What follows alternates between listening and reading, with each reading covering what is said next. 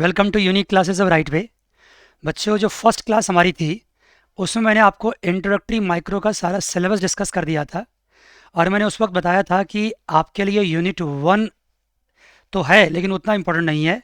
Classes हम unit 2 से start करेंगे।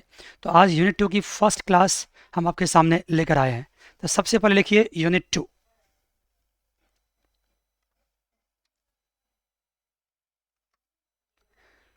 और यूनिट 2 की फर्स्ट क्लास है ये, क्लास नंबर 1। और टॉपिक है law of demand and elasticity of demand.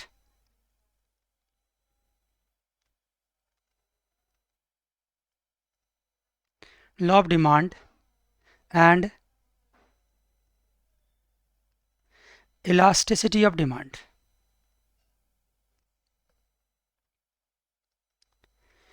क्या खास बात है इस टॉपिक का, ये सबसे पहले मैं आपको 2-3 मिनट में समझाना चाहूँगा। पहली खास बात तो ये है कि ये टॉपिक जो बच्चे इकोनॉमिक्स बैकग्राउंड के होते हैं वो इस टॉपिक को स्कूल लेवल पे पढ़ के आते हैं। फिर वो इस टॉपिक के साथ गेम करते हैं कि ये बहुत ही आसान है, ये तो हमसे खुद ही हो जाएगा। और काफ़ी हद तक वो सही भी बोल रहे हैं कि वो उनसे खुद हो जाएगा। लेकिन इकोनॉमिक्स ऑनर्स के कोर्स में जो 11th-12th में या स्कूल लेवल पे आपने पढ़ा है उससे कम से कम 50-60% ज़्यादा बातें यहाँ पर डिस्कस करने को मिलेगा। तो जो बच्चे इनको पहले से पढ़ के आए हैं, अगर थोड़ी सी आपके मन में ये भावनाएं हैं या ऐसी विचार है कि हमें आता है, तो आप उस विचार को हटा दो। मैंने इंट्रोडक्टरी क्लासेस में आपको कहा भी था कि एक बार अपने आप को क्या करो, कंप्लीट फ्री कर लो, पुरानी बात जितनी भी याद है उनसे निकाल लो और बिल्कुल फ्री होकर के पढ़ो। ये मत समझो कुछ आपको आता है या कुछ आपको नहीं आता है। ये तो बात रही उन बच्चों के लिए जिन्होंने 11th-12th में इकोनॉमिक्स पढ़ के आया हुआ है। जो बच्चे 11th-12th में इकोनॉमिक्स नहीं पढ़ के आए हैं उनके लिए तो बहुत ही अच्छी क्लास होने वाली है, क्योंकि उनके लिए इकोनॉमिक्स का ये ABCD है, फर्स्ट क्लास है। This is the beginning of economics. हम तो सारे बच्चों को यही बोलते हैं कि भाई आप पुरानी बातों को भूल जाओ और एक फ्रेश स्टार्ट करो। जो पुराना नॉलेज आपको है वो समझ लो आपके लिए बोनस है, फ्रेश स्टार्ट करो। ठीक है बच्चे, कुछ बच्चों को आसान लगेगा तो उनको फॉरवर्ड करने का ऑप्शन होगा, फॉरवर्ड करके आगे बढ़ जाएंगे। कुछ बच्चों को ठीक ठाक अच्छा लगेगा क्योंकि वो पहली बार पढ़ रहे हैं, तो बड़े मज़े से पढ़िए।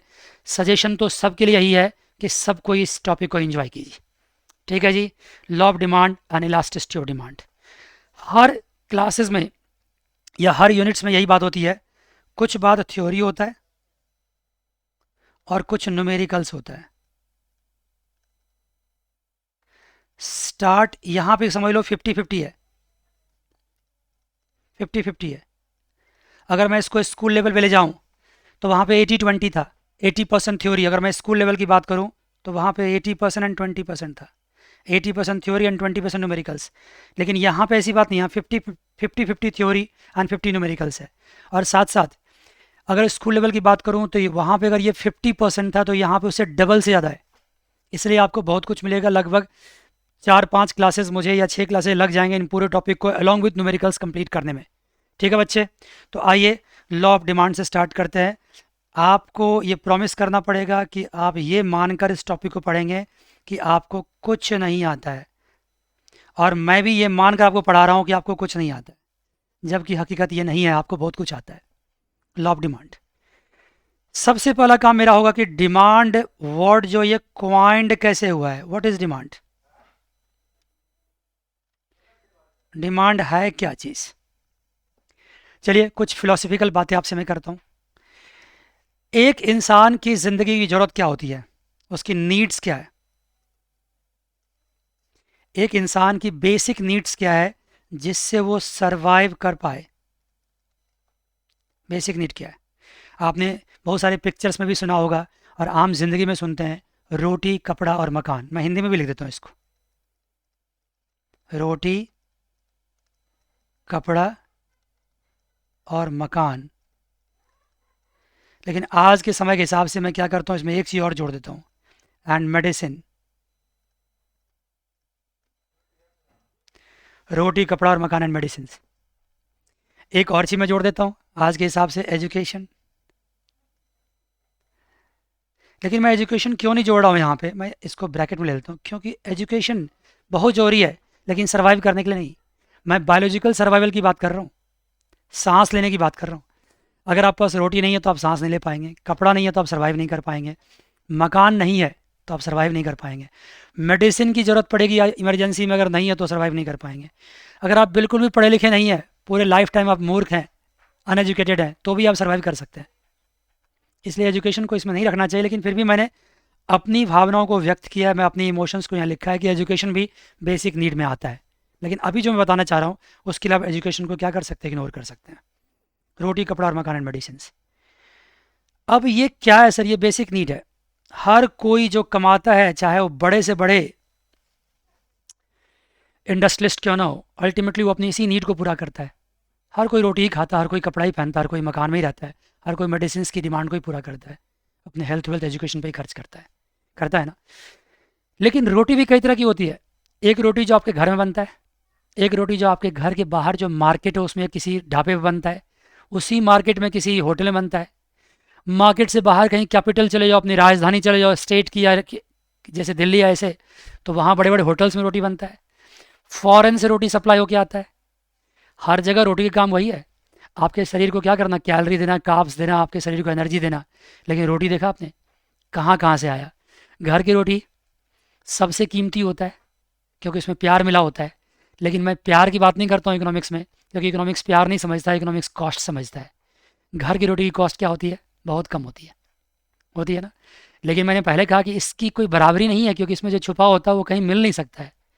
इससे आप हमेशा खुश भी रहते हैं, हमेशा अच्छा भी रहते हैं, हेल्दी भी रहते हैं। लेकिन फिर भी आज के ज़माने में, इकोनॉमिकल वर्ल्ड में, लोग किसी भी सामान की कीमत पहचानता है उसकी कॉस्ट से। तो घर का रोटी क्या है? सबसे सस्ता है। ऐसे ढाबे में जाओ तो थोड़ा महंगा है, होटल्स में जाओ और महंगा है, कहीं किसी बड़े होटल्स में जाओ तो और महंगा है, बाहर से मंगाओ तो और ही महंगा है।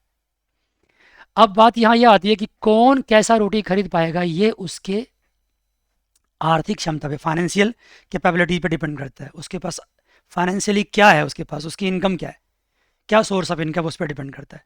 अगर हमारी सोर्स ऑफ इनकम अच्छी है तो हमें घर की रोटी पसंद ही नहीं आएगी।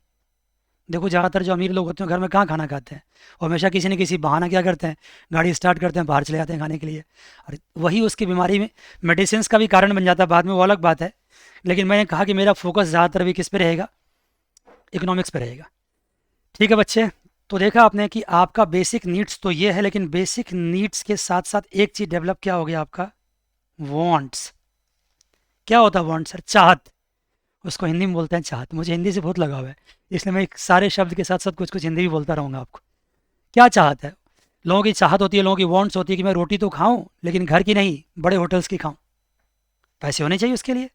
अगर पैसे हैं तो फिर आपकी वांट्स पूरा होगी, नहीं है तो वांट्स पूरा नहीं होगी। लेकिन वांट्स में, चाहत में क्या परेशानी है? चाहत तो फ्री है, आपका दिमाग, आप सोचते रहो जो सोचना है आपको। तो ये बेसिक नीड्स को पूरा करने का जो वांट्स होता है वो बहुत डिफरेंट होता है। कपड़ा सबको चाहिए, लेकिन कपड़ा का वैरायटी भी क्या है, अलग अलग। एक बेसिक कपड़ा होता है, एक ब्रांडेड होता है, एक सुपर ब्रांडेड होता है, इम्पोर्टेड होता है। अपनी आपकी वांट से आप चाहते हैं ये इम्पोर्टेड कपड़े हम पहने। सिमिलरली मकान की बात है, सिंपल मकान भी होते हैं, हाई फाई मकान भी होते हैं, बड़े हाई फाई मकान होते हैं, सुपर लग्जरियस मकान होते हैं। मेडिसिन में ऐसी बात नहीं है, मेडिसिन तो बेसिक ही होता है, हर कोई मेडिसिन चाहिए और उसमें क्या अच्छा या बुरा हो सकता है। हाँ, लेकिन एक बात है, अगर आप इलाज करने किसी हॉस्पिटल्स में जाते हैं तो उसकी क्वालिटी अलग अलग हो सकती है। तो ये सब कुछ आपके वांट्स पे, बेसिक नीड को पूरा करने के लिए डिफरेंट डिफरेंट वांट्स आपके आ गए। अगर ये वांट्स के साथ साथ आपके पास फाइनेंशियल कैपेसिटी है, आपकी इनकम बैकअप कर रही है,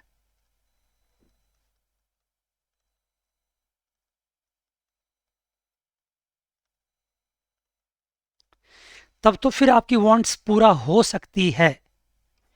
अगर इनकम या फाइनेंशियल कैपेसिटी आपकी अच्छी है तो आपकी वांट्स पूरा हो सकती है। अब आप कहोगे सर अभी भी आप यही कह रहे हो कि वांट्स पूरा हो सकती है, वांट पूरा क्यों नहीं होगी अगर मेरे पास पैसा है तो? पैसा होने के बावजूद भी वांट्स पूरा नहीं होती है, क्योंकि उसके लिए क्या होता है, विल पावर।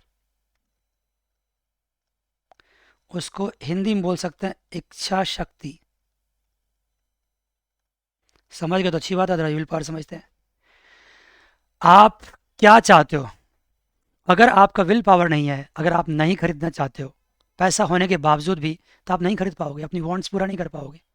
आप देखते हो गांव में या सिंपल टाउन में क्या होते हैं, बहुत लोग बहुत अमीर होते हैं, उसके पास बहुत ज़मीन होता है, लेकिन अगर उसको आप देखोगे सामने से तो लगेगा कोई लेबर क्लास का बंदा है। आप शहर में बात करोगे तो कुछ लोग के पास उतने पैसे नहीं भी होते, लेकिन उसको देखोगे लगेगा ये करोड़पति से कम नहीं है। बड़े बड़े शहर की बात करो, उनके पैंट शर्ट डील डॉल, उनके बहुत सारे अगर गैजेट्स देखोगे तो लगेगा ये किसी अरबपति या करोड़पति से कम नहीं है। लेकिन असली हकीकत पता करोगे तो ज़्यादातर चीज़ उसके पास लाइबिलिटी पे होता है, कर्ज पे होता है। लेकिन किसी स्मॉल टाउन्स एंड विलेजेस में चले जाओ, उनके पास बहुत प्रॉपर्टी होते हैं, बहुत ज़मीन जायदाद होते हैं, वो चाहें तो मिनटों में कुछ भी खरीद सकते हैं। लेकिन उनको देख कर क्या लगेगा, इसके पास कुछ है ही नहीं, सिंपल गंजी, सिंपल धोती, सिंपल पायजामा पहने होते हैं। अब वो क्यों नहीं खरीदते हैं? उनके पास फाइनेंशियल कैपेबिलिटी तो है, लेकिन उनके पास क्या है, इच्छा शक्ति नहीं है, विल पावर नहीं है, वो करना नहीं चाहता। विल पावर भी मैंने क्या कह दिया, वो करना नहीं चाहता है, उसकी विलिंगनेस नहीं है। सबसे इंपॉर्टेंट टर्म्स है विलिंगनेस, विलिंगनेस नहीं है उसकी, वो खरीदना नहीं चाहता है। तो जो कंजूस किस्म के इंसान होते हैं, जो माइजर किस्म के इंसान होते हैं, उनके पास फाइनेंशियल कैपेसिटी तो होती है, लेकिन उसके पास विलिंगनेस नहीं होती है, तो अपना वांट पूरा नहीं कर पाता है। तो इसका मतलब है कि अगर आपके पास फाइनेंशियल कैपेसिटी है और विलिंगनेस भी है, तो यही वांट्स किस में कन्वर्ट कर जाता है, यही वांट्स कन्वर्ट कर जाता है डिमांड में। अगर दोनों चीज़ है तो क्यों कन्वर्ट कर जाता है डिमांड में? क्योंकि अब आपके पास इनकम भी है, सबसे पहले तो आपकी बेसिक नीड भी है, और बेसिक नीड को पूरा करने के लिए आपने वांट जनरेट करी है कि मुझे यहीं से अपनी बेसिक नीड पूरा करनी है, छोटे ढाबा से करनी है, बड़े होटल से करनी है, इंपोर्टेड करनी है, आपने डिसाइड कर लिया। और उसके लिए फिर आपके पास फाइनेंशियल कैपेसिटी भी है और आपके साथ पास विलिंगनेस भी है। तो अल्टीमेटली वांट्स किस में कन्वर्ट कर गया, डिमांड में। तो आपने क्या देखा कि आपका बेसिक नीड कन्वर्ट करता है वांट में, वांट कन्वर्ट करता है डिमांड में। इस तरह से डिमांड वर्ड क्वाइंट हुआ है और आपके सामने आया है। तो अल्टीमेटली डिमांड के कंडीशंस क्या क्या, मैं फिर से आपको लिखा देता हूँ और समझा देता हूँ। कंडीशंस ऑफ डिमांड, कोई भी डिमांड कब कहलाता है, इन चीज़ों को मैं अपने स्टडी मटेरियल में डिस्कस कर रखा है, तो मैं आपके सामने स्टडी मटेरियल लेके आना चाहूँगा और वहाँ पे आपको ये चीज़ों को दिखाऊंगा। देखिए जी बच्चों, यहाँ पे demand is set to exist it all the for if, यहाँ पे आप इफ कर लीजिएगा इसको, इफ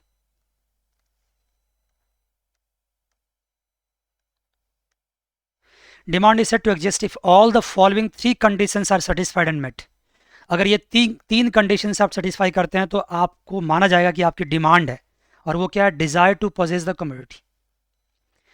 आपके अंदर ये इच्छा शक्ति, विलिंगनेस होनी चाहिए कि ये कमोडिटी मुझे क्या करना है, पोजेस करना है, रखना है, खरीदना है। और उसकी खरीदनी क्या होनी चाहिए, एबिलिटी, फाइनेंशियल बैकअप। सिर्फ इच्छा शक्ति से नहीं होगा। मेरी इच्छा शक्ति तो मैं क्या करूं, अभी अभी वापस जाऊं और मैं अपने लिए ऑडी कार लेके आ जाऊं। अगर मेरी इच्छा है तो ठीक है, बहुत अच्छी बात है। लेकिन अगर मेरे पास पैसे नहीं है तो फिर वो इच्छा ही है, मेरी वांट्स ही है, फिर वो डिमांड में कन्वर्ट नहीं होगा। लेकिन डिज़ायर के साथ साथ अगर मेरी एबिलिटी है तो फिर देखना तीसरी बात क्या आती है, विलिंगनेस। मैंने कहा ना मेरी एबिलिटी भी है, मेरे पास गाड़ी खरीदने के लिए 50 लाख 1 करोड़ रुपया भी है, लेकिन मेरे पास विलिंगनेस नहीं है, मैं खरीदना नहीं चाहता हूँ उसको। मैं क्या करूँ, मेरे पास और भी बहुत सारे काम करने के लिए, मैं सोचता हूँ क्या ज़रूरत है खरीदने का, यार छोड़ दो, सिंपल गाड़ी से भी तो काम चल ही रहा है ना। अगर ये तीन पॉइंट्स एक साथ मिलते हैं तो जाके डिमांड में कन्वर्ट होता है। लेकिन कुछ बातें और भी है, कुछ एडिशनल पॉइंट्स भी है। वो एडिशनल पॉइंट अगर आपके पास कवर होगा तो जाकर ये डिमांड कंप्लीट होगा। और वो क्या है, प्राइस। इकोनॉमिक्स में डिमांड के लिए एक और कंडीशन होता है, प्राइस। कोई भी चीज़ आप डिमांड करते हैं तो उसकी डिमांड करने से पहले उसका प्राइस भी देखते हैं कि उसकी प्राइस क्या है, प्राइस के साथ उसको मैच करते हैं, तब जाकर डिमांड आपका कंप्लीट होता है। उसके बाद एक और होता है टाइम। टाइम का ही बड़ा इंपॉर्टेंट रोल है। टाइम का क्या रोल है, हो सकता है कि आज मुझे जिस चीज़ की डिमांड हो सकता है 10 साल बाद मुझे उसकी डिमांड ना हो, या 1 साल बाद ही उसकी डिमांड ना हो। अगर आज से 5 साल पहले मुझे किसी चीज़ की डिमांड थी तो आज उसकी डिमांड नहीं है। आप याद करो, अगर आपको नहीं याद है तो आप किसी अपने सीनियर से पूछ सकते हो कि 10 साल पहले एक मोबाइल चलता था जिसमें कीपैड होते थे, आज भी चलता है, तो उसकी डिमांड बहुत ज़्यादा थी 15 साल पहले, क्योंकि स्मार्टफोन नहीं था। वही फ़ोन लोग ज़्यादातर परचेज करते थे। लेकिन आज स्मार्टफोन आने के बाद उसकी डिमांड क्या हो गई, कम हो गई है। खासकर वो लोग ज़्यादा डिमांड करते हैं जो कि स्मार्टफोन के साथ कंफर्टेबल नहीं है। लेकिन आने वाले 10-15 साल में जो नई जनरेशन आएगी वो फ़ोन ख़त्म हो जाएगा। उससे पहले पेजर चलता था जो ख़त्म हो गया, कौन डिमांड करता उसको अब। तो डिमांड हो सकता है 10 साल पहले किसी चीज़ की बहुत ज़्यादा डिमांड हो, आज उसकी डिमांड खत्म है। तो demand is always with respect to time, time के साथ भी डिमांड चेंज होता है। तो देखिए बस इतनी सी बात है, डिमांड के लिए क्या क्या हो गया, कमोडिटी खरीदने की इच्छा शक्ति, that is desire to purchase the commodity, desire means want, दूसरी एबिलिटी और तीसरा विलिंगनेस, और उसके बाद प्राइस एंड उसके बाद टाइम। ये पॉइंट आपके पास हो गया। और डिमांड एक फ्लो कॉन्सेप्ट है। फ्लो कॉन्सेप्ट मैंने एग्जांपल दिया आपको। फ्लो कॉन्सेप्ट मतलब व्हाट, कि डिमांड स्टैटिक नहीं है, डिमांड फिक्स नहीं है, डिमांड टाइम के साथ साथ चेंज होता रहता है। जैसे अगर मान लो अभी विंटर सीजन है तो मैं स्वेटर का डिमांड करूँगा, अभी मार्केट में जाऊँगा स्वेटर परचेज करूँगा, जिस भी कपड़े की दुकान में चले जाओ हर जगह जैकेट्स एंड स्वेटर्स भरे पड़े हैं, गर्मी के कपड़े उसके अंदर दबे पड़े हैं। लेकिन जैसे ही अप्रैल स्टार्ट होगा या मार्च के एंड में गर्मी कपड़े अंदर चले जाएंगे, सॉरी ठंड के कपड़े अंदर जाएंगे और गर्मी कपड़े सामने आ जाएंगे, तो क्या देखा आपने, क्या अप्रैल में कोई स्वेटर की डिमांड करता है? नहीं। तो इसका मतलब डिमांड किस पे डिपेंड करता है? टाइम पे भी डिपेंड करता है। मैं जाते जाते आपसे फिर पूछना चाहता हूँ, मैं बहुत ही बेसिक्स बात कर रहा हूँ, मुझे पता है इको ऑनर्स के बच्चे हैं, फर्स्ट सेमेस्टर में आए हैं, कई सारे बच्चे, मैक्सिमम बच्चे 90% से ऊपर मार्क्स लेके आए हैं, तो उनको हंसी आती होगी सर ये छोटी छोटी बातें क्यों कर रहे हैं। लेकिन मुझे आप पर हंसी आती है कि मैं नहीं जानता आपको क्या आता है। मैं तो बिल्कुल स्टार्टिंग से पढ़ाऊंगा, बिल्कुल एबीसीडी से पढ़ाऊंगा। इकोनॉमिक्स की कोई भी बुक खोल कर देख लो, चाहे पीजी का देख लो या एमए को एंट्रेंस की स्टडी मटेरियल देख लो, हर जगह डिमांड स्टार्ट किया तो यही बातें स्टार्ट करी है। उनको ये नहीं पता कि आपको क्या आता है। अगर इकोनॉमिक्स की बात करना है तो सब कुछ बताना है। आपको आता है तो आपके पास ऑप्शन है, आप इसको क्या कर सकते हैं, फॉरवर्ड कर सकते हैं, स्पीड अप कर सकते हैं, स्किप कर सकते हैं। एक बार सुनने में कुछ नहीं जाता है, हो सकता है कुछ नई बात आपको मिल जाए। ठीक है बच्चे। और जिनका इकोनॉमिक बैकग्राउंड नहीं है उनसे जाकर पूछो उनके लिए कितनी इंपॉर्टेंट चीज़ है ये, कितना मजेदार उसको लग रहा होगा। एकदम स्टार्टिंग से बेसिक फ्रेश, सब कुछ नया, एकदम नया। और आप ये मत लेकर चलना दिमाग में, खासकर उस बच्चों की बात करो जो इकोनॉमिक बैकग्राउंड के नहीं है, कि अगर आपने 11th-12th में इकोनॉमिक्स नहीं पढ़ा तो किसी बच्चों से आप कम है। बिल्कुल भी कम नहीं है, आपको सब कुछ आ जाएगा। इकोनॉमिक्स सीखने के लिए कोई बहुत ज़्यादा बैकग्राउंड की जरूरत नहीं पड़ती है, कहीं भी किसी भी वजह जगह बच्चा सीख सकता है। हाँ, साइंस में अगर आप बीएससी करेंगे तो आपको 11th-12th में साइंस होना जरूरी है, क्योंकि बहुत बातें आप 11th-12th में सीख के आते हैं जो बाद में सीख नहीं सकते। लेकिन इकोनॉमिक्स में ऐसी बात नहीं है, कभी भी कहीं भी कोई बच्चा इकोनॉमिक्स से स्टार्ट कर सकता है। ज़्यादा फास्ट हो गया ना, जब मैं प्रीचिंग करता हूँ तो फास्ट ही बोलता हूँ। आइए अब सब्जेक्ट मैटर पे आते हैं। मैं आगे बढ़ने से पहले एक बार फिर आपसे पूछना चाहता हूँ, क्या क्या डिमांड कंडीशंस है, मेरे साथ बोलेंगे आप। क्या होनी चाहिए? सबसे पहले सर डिमांड के लिए होना चाहिए डिज़ायर, उसके बाद एबिलिटी, उसके बाद विलिंगनेस। जो हमारी डिज़ायर हमारी क्या वांट्स है, और वांट अगर बैकअप करता है किसके साथ साथ, एबिलिटी एंड विलिंगनेस के साथ साथ, तो किस में कन्वर्ट करता है? डिमांड में। लेकिन डिमांड के साथ एक बात और भी है कि हम उसको प्राइस से कंपैरिजन करते हैं, और विद रिस्पेक्ट टू टाइम हम डिमांड को देखते हैं। और साथ साथ demand is a flow concept, demand is not static, it always changes according to the time. ठीक है बच्चे, यहाँ तक बातें क्लियर है? Right sir. एक और बात मैं यहाँ पे एक्सप्लेन करना चाहता हूँ कि जितनी बातें मैं अभी आपसे बोल रहा हूँ, चाहे थ्योरी या न्यूमेरिकल, उन सब बातों को मैं क्लास में भी पॉइंट वाइज एक्सप्लेन करूँगा, और साथ साथ इनके स्टडी मटेरियल भी आपके हैंड में होंगे। आप एक बार सोच कर देखो कि आप मेरी क्लास ले रहे हो और आपके सामने स्टडी मटेरियल पड़ा हुआ है। स्टडी मटेरियल आप खोलते जाओगे, मेरे लेक्चर को सुनते जाओगे, वहीं पे कुछ पॉइंट बनाते जाओगे, बगल में रजिस्टर भी रहेगा, कोई फ्रेश लाइन होंगे तो वहाँ भी लिखते जाओगे, और साथ साथ न्यूमेरिकल करते जाओगे। कितना मज़ा आएगा! कोई रोक सकता है आपको फिर इकोनॉमिक्स में आगे बढ़ने से? सवाल ही नहीं उठता है। और यही स्ट्रैटेजी मेरी semester 1, semester 2, semester 3 and onwards, जब तक सारे सेमेस्टर्स में इकोनॉमिक्स में आपको खूब अच्छे तरीके से निकाल नहीं देंगे तब तक चैन से नहीं बैठने वाले। सब कुछ आपके सामने प्रोवाइड करते रहेंगे, स्टडी मटेरियल भी, उसमें आपके थ्योरी भी होंगे, उसमें आपके न्यूमेरिकल्स भी होंगे, उसके सॉल्यूशंस भी होंगे, सैम्पल पेपर्स भी होंगे। वो आपके सामने रहना है, रजिस्टर सामने रहना है, लेक्चर खोलना है, फिर मजे से पढ़ना स्टार्ट। ठीक है, चलिए देखिए अब एक और बेसिक्स पार्ट्स डिमांड से रिलेटेड। डिमांड कौन करता है? एक इंडिविजुअल डिमांड करता है, जैसे मैं, जैसे आप, जैसे कोई और, वो मार्केट जाता है, ये इंडिविजुअल डिमांड हो गया। अगर हमारे घर के सारे लोग मिल के मार्केट जा रहे हैं और वो कुछ ना कुछ खरीदते हैं, जैसे घर के लिए मैं राइस परचेज करता हूँ तो क्या मैं अपने लिए परचेज करता हूँ? मेरे घर के जितने लोग हैं सारे खाते हैं, वीट सारे खाते हैं। कपड़े मैं सबके लिए परचेज कर लाता हूँ, किसी फंक्शन में तो सब पहनते हैं। तो इंडिविजुअल डिमांड भी होती है और घर के सारे मेंबर्स के लिए कलेक्टिव डिमांड भी होती है, उसको हाउस होल्ड डिमांड बोलते हैं। ये इतना मुश्किल टर्म्स नहीं है जिसमें मैं ज़्यादा टाइम लगाऊं। उसके बाद होता है मार्केट डिमांड। जिस मोहल्ले में, जिस मार्केट में रहता हूँ वहाँ पे सपोज करो 1000 फैमिली रहती है, तो उस 1000 फैमिली की कलेक्टिव डिमांड क्या बनता है? Market demand. अगर मेरे घर के बगल में कोई बड़ा सा टाउन है, उस टाउन में जाने वाले लोग सब मिलाकर लगभग 2-4 हज़ार फैमिलीज़ हैं, उन सब मिला के 10,000 की पॉपुलेशन है, तो ये पूरी डिमांड क्या हो गई? मार्केट डिमांड होगी। अब हमारे घर के बगल में 2-3 किलोमीटर पर कोई मार्केट है, तो वहाँ पे खरीदने के लिए कोई बंदा 20 किलोमीटर से नहीं आएगा, हमारे बगल के लोग ही वहाँ परचेज करने जाएंगे। This is called what, market demand.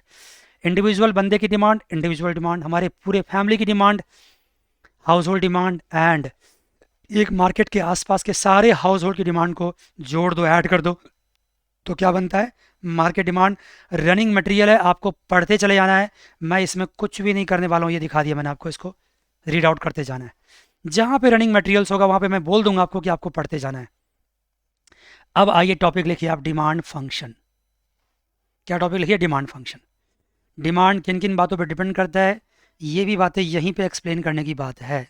Demand function देखिए, पहले मैं आपसे पूछूंगा डिमांड किस बात पर डिपेंड करता है, बताइए। आप अगर मार्केट परचेज करने जाते हो तो आप क्या क्या सोच कर जाते हो, किन बातों पर डिपेंड करता है। देखिए, जब किसी चीज़ की डिमांड करते हैं आप, तो पहले उनसे पूछते हैं उसकी प्राइस क्या है, पूछते हैं ना, बताओ इसकी प्राइस क्या है। फिर आप ये दिमाग लगाते हैं कि ये सामान की प्राइस अगर ये है तो इससे मिलते जुलते सामान की प्राइस क्या है। अगर मान लीजिए कि मैंने एग्जांपल दिया था पिछले इंट्रोडक्टरी क्लास में भी, कि अगर मान लीजिए आप गाड़ी परचेज करने जाते हैं, कार, तो आप देखते हैं कार की प्राइस क्या है। उसके बाद आप ये देखते हैं कि उस कार की प्राइस तो छोड़ो, और दूसरे कंपनी जो कार प्रोवाइड कर रही है उसकी प्राइस क्या है। मतलब price of the goods and price of the related goods, that is called substitute goods. उसके बाद ये भी पता करते हो कि माइलेज क्या है, मतलब कार हम परचेज करेंगे तो पेट्रोल की प्राइस क्या रहेगी, मतलब price of the complementary goods. मतलब साफ सी बात हो गई कि price of the goods and price of the related goods, ये भी पता करते हो। रिलेटेड गुड्स क्या हो सकते हैं, या तो कॉम्प्लीमेंट्री रिलेटेड हो सकते हैं या सब्स्टिट्यूट रिलेटेड हो सकते हैं। कॉम्प्लीमेंट्री समझ गए, जो साथ साथ, जैसे गाड़ी परचेज करें तो पेट्रोल भी खरीदना पड़ेगा, ये कॉम्प्लीमेंट्री गुड्स है। और गाड़ी परचेज करने के साथ साथ अगर हम दूसरी गाड़ी को भी परचेज कर सकते हैं तो ये कॉम्प्लीमेंट्री गुड्स है। उसके बाद क्या होती है, आपकी इनकम, आपका पॉकेट क्या है, अलाउ करता है। फिर देखते हैं आप टेस्ट, आपका टेस्ट क्या है, आपकी चॉइस क्या है, ये भी आप देखते हैं कि आपका टेस्ट क्या है। उसके बाद आपकी एक्सपेक्टेशंस, आपकी क्या एक्सपेक्टेशंस। एक गाड़ी का ही एग्जांपल लो तो आप देखते हो कि गाड़ी से क्या एक्सपेक्टेशंस, आप क्या क्या चाहते हो उसमें फीचर्स हो। टेस्ट क्या, आप किस तरह का ड्राइविंग पसंद करते हैं, किस तरह की हाइट वाइट, बहुत सारी बातें ड्राइविंग होती है वो देखना चाहते हैं। तो इन सारे बातों पे आपका डिमांड डिपेंड करता है, ये डिमांड के फंक्शन। लेकिन इसके अलावा और भी बहुत बातें होती है जिस पर डिमांड डिपेंड करता है। जैसे क्या सर, आप अपने मोबाइल्स पे या अपने टीवीज़ पे या अदर वेबसाइट्स पे आप क्या करते हैं, बहुत सारे एडवर्टीजमेंट्स देखते हैं। एडवर्टीजमेंट से भी डिमांड क्या होता है, प्रभावित होता है, अफेक्टेड होता है। अगर ज़्यादा एडवर्टीजमेंट्स किसी चीज़ की आपके सामने आ रहा है तो ऑफकोर्स आपके ब्रेन को क्या करेगा, प्रभावित करेगा, अफेक्ट करेगा, और उस चीज़ के लिए क्या करोगे, आप अट्रैक्ट हो जाओगे। तो एडवर्टाइजमेंट भी क्या है, एक फैक्टर है जो डिमांड को क्या करता है, अफेक्ट करता है। Substitute goods and complementary goods की बात तो मैंने कर ही दी आपको। दूसरा वेदर कंडीशंस, मैंने कहा ये भी डिमांड को अफेक्ट करता है, मैंने कुछ देर पहले भी एग्जाम्पल दिया। सर्दी के मौसम में आप गर्म कपड़ा नहीं परचेज करेंगे, आई एम सॉरी, सर्दी के मौसम में आप गर्मी का कपड़ा परचेज नहीं करेंगे, गर्म तो परचेज करेंगे, ठीक है, और गर्मी के मौसम में आप सर्दी कपड़ा परचेज नहीं करेंगे। तो वेदर कंडीशन भी। डेमोग्राफिक चेंज, डेमोग्राफिक फैक्टर्स भी इंपॉर्टेंट होता है।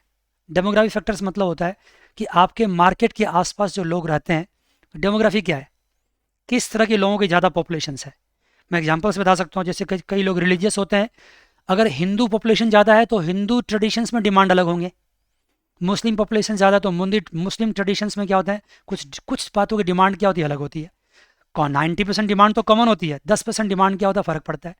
उनके खान पान या उनके रीति रिवाज, उनके फेस्टिवल्स या हमारे फेस्टिवल्स अलग अलग हो सकते हैं, तो उसके हिसाब से मार्केट में क्या होता है, ट्रेंड होता है। तो ये हो गया डेमोग्राफिक फैक्टर्स। कल्चरल बिलीफ, मैंने जो एग्जांपल दिया वो कल्चरल बिलीफ से भी रिलेटेड है। रिलीजियसन, रिलीजन भी कल्चर से डिपेंड करता है, कल्चर का भी बात लगभग दूसरे से रिलेटेड ही होते हैं आपस में। इस पर भी अगर क्रिश्चियन सोसाइटी है तो वहाँ पे अगर देखो तो क्रिसमस पे ज़्यादा सेल होती है, हिंदू सोसाइटी तो होली पे ज़्यादा सेल होती है, दिवाली पे ज़्यादा सेल होती है। तो इन पर भी डिमांड डिपेंड करता है। इन सबको मैं बोलते बोलते जा रहा हूँ क्योंकि इसमें ज़्यादा चीज़ बचा नहीं है, इसकी स्टडी मटेरियल आपके पास पहुँच जाएंगे, आप बेड टाइम रीडिंग करेंगे, फटाफट आगे बढ़ते जाएंगे।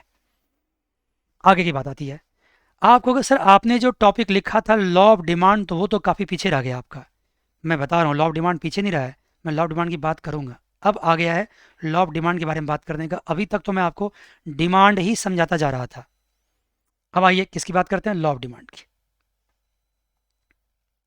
देखिए, ये ट्रेडिशनल मार्शलियन थ्योरी है। सबसे पहले मार्शल ने ही लॉ ऑफ डिमांड बारे में डिस्कस किया था, इसलिए इसको ट्रेडिशनल मार्शलियन थ्योरी भी कहते हैं। उसके बाद बहुत सारे इकोनॉमिस्ट ने इस पर बहुत काम किया हुआ है, ठीक है।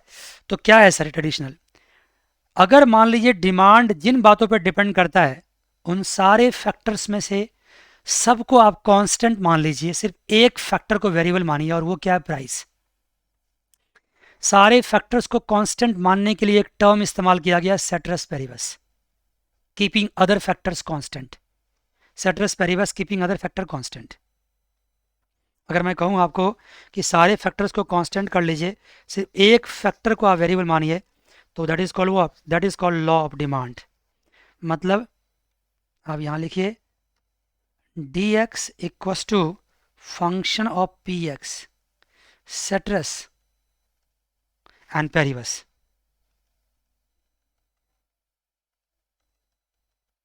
सेटरस पेरिबस। अगर आप और अदर सारे फैक्टर्स को क्या करते हैं, कांस्टेंट मान लेते हैं, तो ये कहलाता है आपको लॉ ऑफ डिमांड। सारे फैक्टर कांस्टेंट हैं, सिर्फ किस में चेंज किया आपने, प्राइस में। मतलब साफ सी बात में सिंपल लैंग्वेज में कह सकते हैं कि the relationship of the demand with the price keeping other factors what constant is called what, law of demand. ये ट्रेडिशनल मार्शलियन थ्योरी है, हर बच्चों को पता होता है, जो थोड़ा बहुत भी इकोनॉमिक्स जानता है उनको पता होता है। इसलिए ये भी बातें मैं जल्दी से रिवाइज करके निकलना चाहूँगा, मैं यहाँ पे स्टे करना पसंद नहीं करूँगा। ठीक है, लॉ ऑफ डिमांड क्या करता है, एक्सप्लेन्स द रिलेशनशिप किसके बीच में, टू वेरिएबल्स, कौन कौन, commodity and the quantity of the commodity demanded, price of the commodity and the quantity of commodity demanded. Price के साथ उसके क्वांटिटी के साथ रिलेशनशिप देखता है। जनरली क्या रिलेशनशिप है कि प्राइस अगर बढ़ेगा तो क्वांटिटी डिमांडेड क्या होगा, कम कम हो जाएगा। प्राइस अगर कम होगा तो क्वांटिटी डिमांडेड क्या होगा, बढ़ेगा। This is called law of demand. बहुत बेसिक बात, इकोनॉमिक्स ऑनर्स के बच्चों के लिए इस बातों पे उतना ज़्यादा टाइम लगाने की ज़रूरत नहीं है। आगे बढ़ते चले जाते हैं। आपके लिए अगला टॉपिक है आपका डिमांड शेड्यूल। टच करने वाली बात है। यही अगर आप स्कूल लेवल पे होते तो टीचर इस तरह से नहीं भगाता, हो सकता अभी तक आपकी 2 क्लासेज हो चुकी होती, इतनी ही देर में 2 क्लासेज हो चुकी होती। लेकिन आपके लिए मैं एक ही क्लासेज में बहुत सारी चीज़ कवर करूँगा। डिमांड शेड्यूल क्या होता है, जो डिमांड फंक्शन अभी आपने देखा है, क्या देखा, demand function dx equals to function of px। ठीक है, इस फंक्शन में अगर कुछ मान लीजिए वर्चुअली आप क्या करते हैं, कुछ प्राइसेज रखते हैं, qx रखते हैं यहाँ पे और px रखते हैं यहाँ पे। मान लो यहाँ 1 रखा तो यहाँ 10 है, सॉरी यहाँ प्राइस अगर 1 रखा तो ये 10 है, 2 रखा तो ये 8 हो गया, 3 रखा तो ये 7 हो गया। आपने क्या देखा, जैसे जैसे प्राइस को बढ़ाया क्वांटिटी क्या होती गई, कम होती गई। इस तरह से वर्चुअली अगर आपने कुछ एग्जाम्पल्स लिए हैं तो ये क्या कहलाता है आपका, ये कहलाता है डिमांड शेड्यूल। आपके पास फंक्शन होगा, फंक्शन की हेल्प से कुछ एग्जाम्पल्स सामने रखोगे, डिमांड शेड्यूल बनाओगे। डिमांड शेड्यूल जब बन जाएगा तो उससे फिर क्या निकालेंगे आप, डिमांड कर्व। इन सब चीज़ों को सर लिखाओगे नहीं आप, बिल्कुल नहीं लिखाऊंगा, सारा स्टडी मटेरियल के फॉर्म आपके पास तक पहुंच जाएगा। डिमांड कर्व क्या, इस डिमांड शेड्यूल की हेल्प से क्या करेंगे आप, डिमांड कर्व ड्रॉ करेंगे। ऑफ कोर्स यहाँ पी एक्स रखेंगे, यहाँ क्यू एक्स रखेंगे। आप जानते हैं ये क्या आपका वाई एक्सिस है और ये क्या आपका एक्स एक्सिस। एक पर आपने पी एक्स रखा, दूसरे पर क्यू एक्स रखा। प्राइस ज़्यादा है तो डिमांड कम है, प्राइस कम हुई डिमांड ज़्यादा हो गई, प्राइस और कम क्वांटिटी डिमांडेड और ज़्यादा, क्वांटिटी डिमांडेड और ज़्यादा। इस तरह से क्या आ गया आपका, डिमांड कर्व आपके सामने आ गया। कहोगे सर ड्रॉ करके नहीं दिखाओगे, ज़रूरत ही नहीं है, ये स्कूल लेवल की बात हो गई। डिमांड फंक्शन दिया होना, डिमांड शेड्यूल निकालना, डिमांड कब ड्रॉ करना, ये आपके लेवल की बात नहीं है। बस आपके लेवल पे मैं इसको रिवाइज करता चला जाता हूँ। जब डिमांड कब ड्रॉ हो जाएगा तो डिमांड कर्व किस तरह के हो सकते हैं। एक बात तो तय हो गया कि ये डाउनवर्ड स्लोपिंग होंगे, डाउनवर्ड स्लोपिंग होंगे ये, ठीक है ना। एक बात तो तय हो गया, क्योंकि प्राइस में एंड क्वांटिटी में कैसा रिलेशन है, नेगेटिव रिलेशन है। कैसा रिलेशन है, नेगेटिव रिलेशन है। नेगेटिव रिलेशन से क्या मतलब है सर, एक का बढ़ना दूसरे का घटना क्या कहलाता है, या दूसरे का घटना और पहले का बढ़ना क्या कहलाता है, ये नेगेटिव रिलेशन कहलाता है। ऐसा अगर होता है तो ग्राफ में ऑलवेज क्या होता है, डाउनवर्ड स्लोपिंग ग्राफ होता है। लेकिन बात यहाँ आती है कि क्या ये डिमांड कर्व लीनियर होगा या नॉन लीनियर होगा, लीनियर या नॉन लीनियर।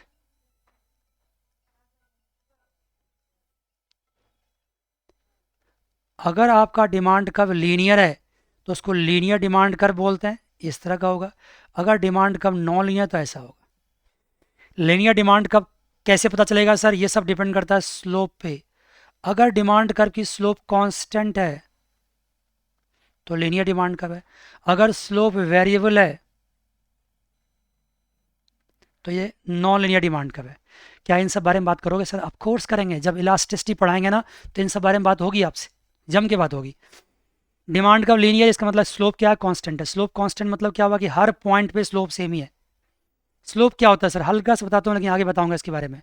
स्लोप ये होता है, ये अगर थीटा आपका है तो ये टेन थीटा मैथमेटिकल टर्म्स मानते हैं इक्वल टू क्या होता है? P by B, perpendicular upon base. ये आपका स्लोप होता है। यहाँ पे टेन थीटा हर जगह क्या होगा? सेम होगा। अगर यहाँ की बात करोगे तो हर पॉइंट पे टेंजेंट ड्रॉ करो, हर पॉइंट पे टेंजेंट ड्रॉ करो, हर पॉइंट पे टेंजेंट ड्रॉ करो। टेंजेंट देखते हो क्या हो रहा है? फ्लैटर होता जा रहा है। इसका मतलब स्लोप क्या हो रहा है? चेंज होता जा रहा है। स्लोप पे तो अलग से हम आधा घंटा बोलेंगे, चिंता मत करना, अभी मुझे आगे बढ़ने दो। स्लोप पे अलग से आधा घंटा। स्लोप बहुत इंपॉर्टेंट चीज़ है, मुझे स्लोप के बारे में तो बिल्कुल जम के बात करनी है आपसे। लीनियर डिमांड कर्व को समझाने के लिए एक छोटी सी बात मैं यहाँ एग्जांपल लेता हूँ। जैसे मान लीजिए आपका डिमांड एक फंक्शन दे रखा है Q X equal to 12 minus 2p। आप जानते हैं कि इस डिमांड कर्व पे यहाँ पे प्राइस है, ये चेंज इन प्राइस है और ये चेंज इन क्वांटिटी है। और आप जानते हैं स्लोप बहुत पहले से मैथमेटिक्स में पढ़ते आ रहे हैं, स्लोप होता है change in P upon change in Q. अगर इसको मैथमेटिकल कैलकुलस टर्म्स में कहा जाता है D Y upon D P upon D Q, price में चेंज अपॉन क्वांटिटी में चेंज। तो अगर आप इसको डेरिवेटिव्स निकालते हैं इसका del Q X upon del P करते हैं तो ये क्या मिलेगा आपको? इसको करो, देखो क्या मिलेगा। ये मिलेगा आपको -2 मिलेगा। ये कांस्टेंट है 0, ये -2 मिलेगा। अगर इसको आप रिवर्स कर दें, del P upon del Q X कर दो तो ये होगा -1/2। और देखा आपने ये क्या आया? ये आया स्लोप, और स्लोप क्या आया? -1/2। ये माइनस वर्ड यहाँ पे क्यों है? क्योंकि नेगेटिवली रिलेटेड है, नेगेटिव रिलेशन को शो करता है। माइनस यहाँ पे क्या शो करता है? नेगेटिव रिलेशन को। और 1/2 क्या शो करता है? शो करता है कांस्टेंट स्लोप को। स्लोप कांस्टेंट है, 1/2 एक कांस्टेंट फैक्टर है ना, कांस्टेंट फ्रैक्शन एक तरह से। तो यहाँ पे किसी भी डिमांड इक्वेशन का अगर आप डेरिवेटिव्स निकालते हैं, ठीक है, और फिर बाद में उसको रिवर्स कर देते हैं तो आपको स्लोप मिलता है। अगर स्लोप किसी पर्टिकुलर फ्रैक्शन के फॉर्म में आता है तो इसका मतलब क्या हुआ? कांस्टेंट। स्लोप में अगर कोई वेरिएबल टर्म्स होता है तो वेरिएबल हो जाता है। अगर इस तरह का डिमांड कर्व होगा तो यहाँ पे ऑफ कोर्स इसका स्लोप क्या होगा? 1/2 होगा, और इस तरह से कांस्टेंट होगा, और ये क्या होगा? लीनियर डिमांड कर्व होगा। समझ में आई बात? ऑफ कोर्स सारे बच्चों को समझ में आ गई, लेकिन मैं उन बच्चों के बारे में एक बार फिर से रिपीट करता हूँ। कुछ बच्चे हमारे बहुत ही प्यारे होते हैं लेकिन थोड़ा सा लेट समझते हैं, बहुत ही अच्छे होते हैं लेकिन थोड़ा लेट समझते हैं, ठीक है ना। टेस्ट मैच खेलते हो तो मैं इस बार फिर से क्या करता हूँ, उनको रिवाइज करता हूँ। बच्चे भी 2020 एंड टेस्ट मैच खेलते हैं ना समझने में। कुछ बच्चे बिल्कुल फास्ट होते हैं, तुरंत समझ आते हैं। देखिए मैंने कहा लीनियर डिमांड का, ये आपका डिमांड इक्वेशन है Q X equal to 12 minus 2p। जब भी कभी पी के साथ माइनस साइन लगा रहे और यहाँ क्यू के साथ पॉजिटिव लगा रहे, समझ लो ये क्या है? डिमांड इक्वेशन है। डिमांड इक्वेशन से क्या किया आपने? इसका आपने क्या किया? चेंज कर लिया, मतलब डेरिवेटिव्स निकाल लिया। इसका डेरिवेटिव्स निकाला तो ये आया, और डेरिवेटिव्स ने D Q upon D P को रिवर्स क्यों किया? क्योंकि ये स्लोप नहीं होता है, स्लोप तो ये होता है del P upon del Q X, तो इसके लिए रिवर्स कर दिया। अल्टीमेटली ये कांस्टेंट है और नेगेटिव साइन तो ये क्योंकि डाउनवर्ड स्लोपिंग है, ये क्या हो गया? स्लोप। और फिर समझना चाहते हो तो आप रिवाइज करके वीडियो को दोबारा से समझ सकते हैं। अगर मैं बात करूं किसकी? आपकी नॉन लीनियर डिमांड कर्व की, साथ साथ यहाँ समझाता हूँ आपको। Non linear demand curve, of course non linear demand curve तो ऐसे होगा, हर पॉइंट पे उसका स्लोप क्या होगा? चेंज होगा। एक एग्जाम्पल से समझते हैं। यहाँ लिखिए demand curve Q X equal to 100 minus Z P X square.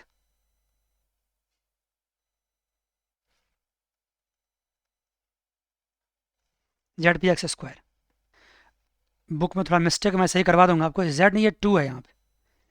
100 minus 2p x square. अगर इसका अब डेरिवेटिव्स निकालूं मैं आपको तो क्या होगा? D del Q X upon del P equal to क्या होगा, ये होगा -4 px, -4 px, -4 px। अगर इसको रिवर्स कर दूँ तो del P upon del Q equal to क्या होगा, -1/4 px, -1/4 px। px भी नीचे ही आएगा। ये क्या हो गया, इसका स्लोप हो गया।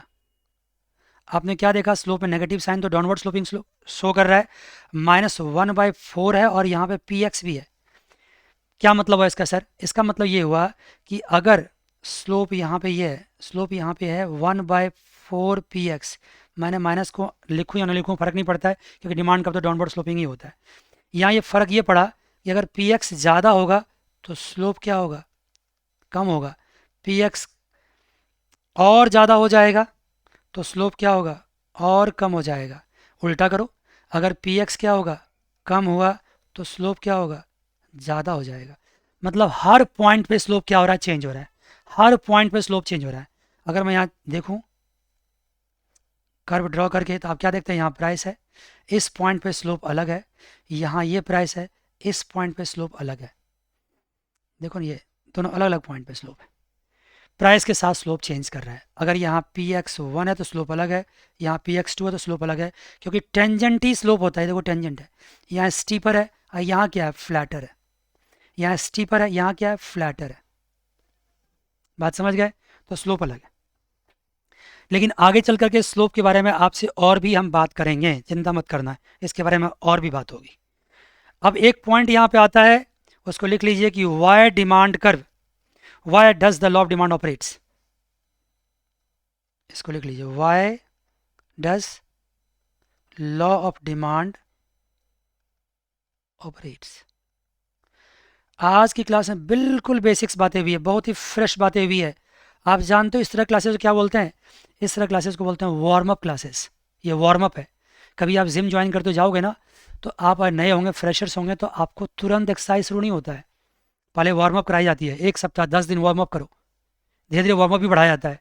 क्योंकि शुरू में अगर एकदम से हार्ड एक्सरसाइज शुरू कर दी तो आपके क्या होंगे, क्रैम्प हो जाएंगे, आप बीमार हो सकते हैं, आपके मसल्स फटीक हो सकते हैं, क्रैक कर सकते हैं। तो इसलिए बड़े अच्छे अच्छे टॉपिक्स पढ़ाने से पहले मैं क्या कर रहा हूँ, वार्म अप करवा रहा हूँ। 1-2 क्लासेस आपकी वार्म अप ही चलेगी। Y does the law of demand operate का मतलब हुआ कि डिमांड का डाउनवर्ड स्लोपिंग क्यों होता है, प्राइस के बढ़ने से डिमांड क्यों घटती है। इनके बहुत सारे पॉइंट्स हैं, उनको भी फास्ट रनिंग तरीके से हम इसको डिस्कस करेंगे।